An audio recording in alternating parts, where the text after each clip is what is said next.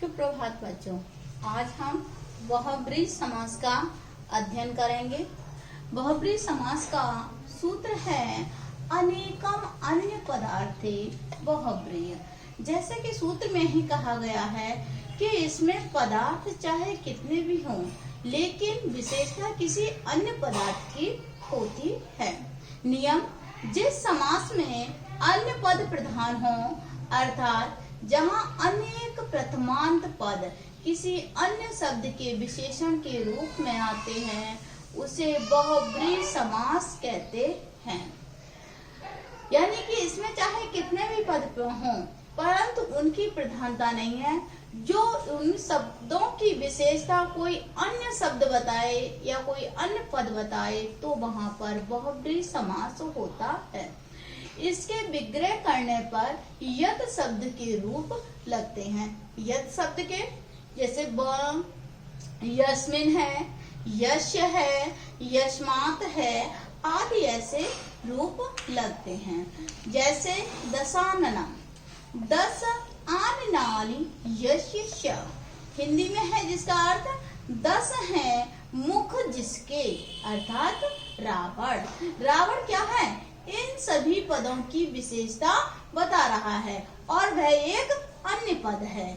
गजाननम, गजः आननः यस्य सः, गज हाथी, मुख आनन मुख, यस्य सः जिसका है, हाथी जिसका मुख है अर्थात गणेश जी। तो वह गणेश जी जो हैं वह इस शब्द की विशेषता को बता रहे हैं। तो यहाँ पर बहुब्रीहि समास होगा।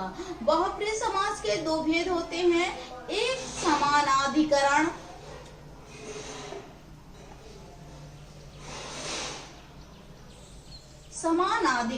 और दूसरा है व्यधिकरण।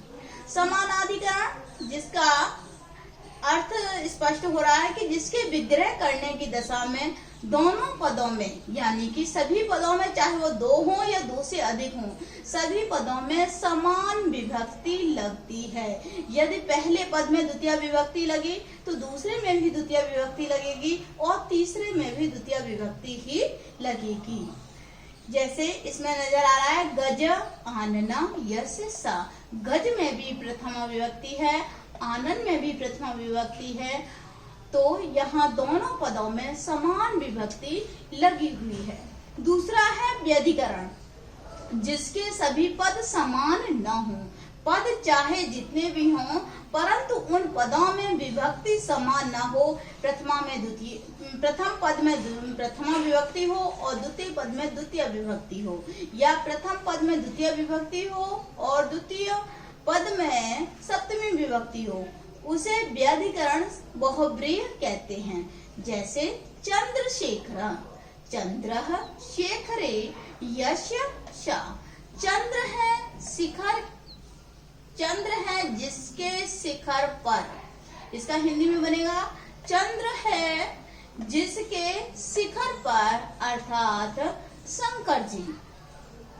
चक्रपाणि, चक्रम पाणौ यस्य सः, चक्र है हाथ में जिसके।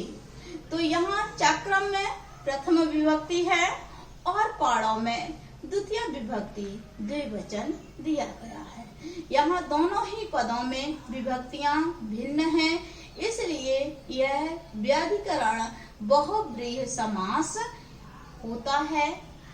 इससे संबंधित आपको गृह कार्य हम PDF के माध्यम से भेज देंगे। अगर कोई समस्या आती है तो वह समस्या आप हमें बताएं, हम उसका समाधान करेंगे। धन्यवाद।